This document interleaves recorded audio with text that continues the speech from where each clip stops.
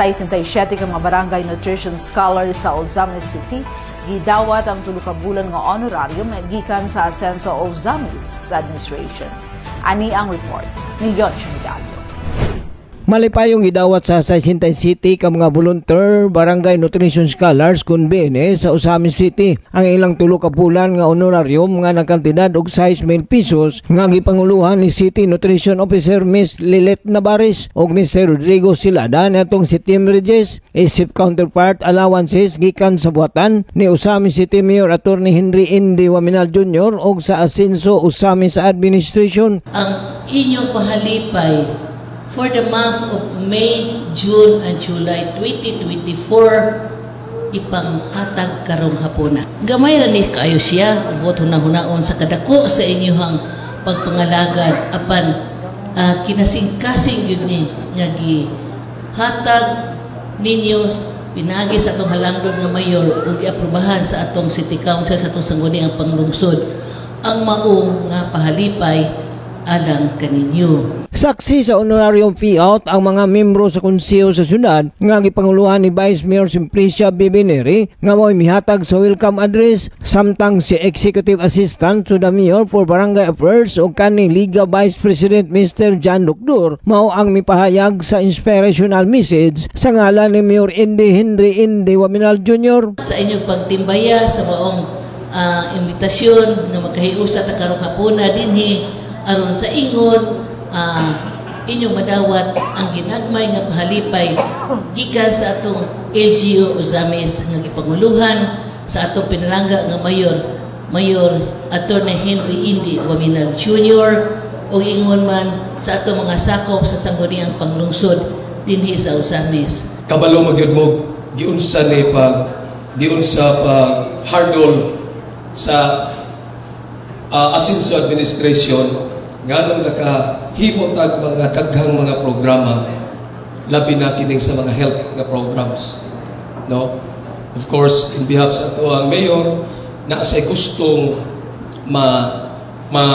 paabot masabtan unta ninyo giunsa ni siya pag paningkamot nganong miabot ta sa ingon ani karon nga sitwasyon. Sa mensahe ni Vice Mayor Neri, iyang ipaabot ang iyang dakong pagpasalamat ngadto sa mga barangay nutrition scholars sa ilang pagserbisyo alang sa dakbayan sa Ozamis, pinaagi sa pagmonitor sa kahimsog sa panglawas sa mga kabataan ug ang kahimtang sa panglawas sa mga katawan. Kaninyong tanan, our warmest congratulations for being a partner in the delivery of our basic services ngadto sa itong mga katawan.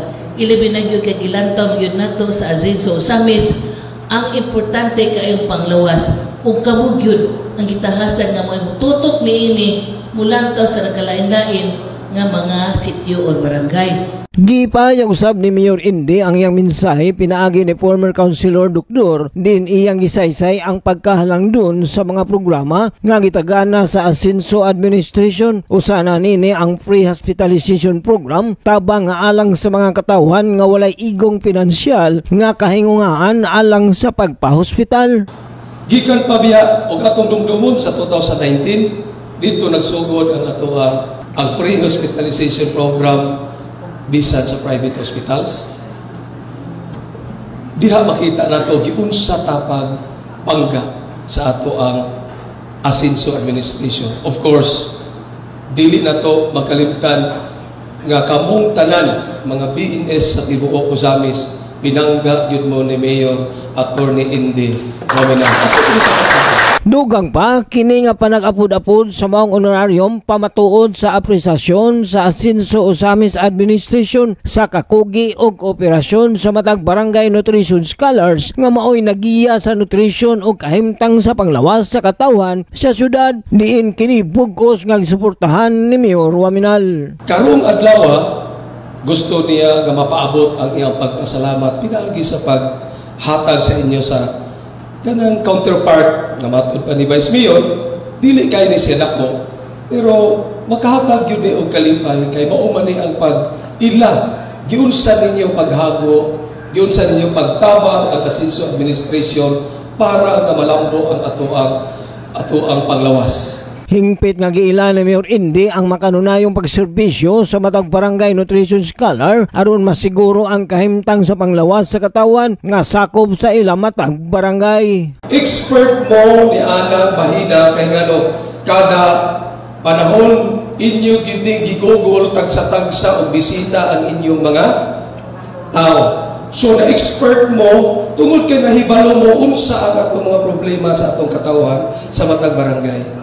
Gibutyag ni Executive Assistant for Barangay Affairs Dr. kini nga kalampusan bunga sa pagtinabangay sa mga sakop sa konseho o sa lokal nga pangagamhanan nga naningkamot nga mapadayon nga mapalapdan kini nga programa aron kini magmalampuson. Kini tungod sa panaghiusa sa ato ang executive o sa legislative. Inyong tanaw, inyong mauna-unaan, grabe ang pagpaningkamot, pagplastar, pagkuhag mga pundo aron ma-realize ning mga programa.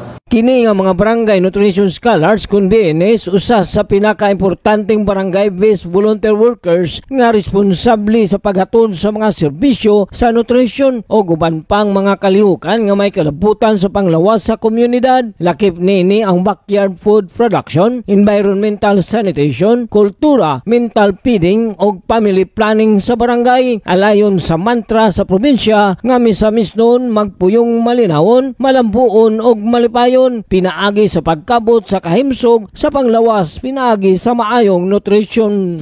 Alang sa Usamis Tsuri, ako si Leoncio Medali. Salamat, Leoncio.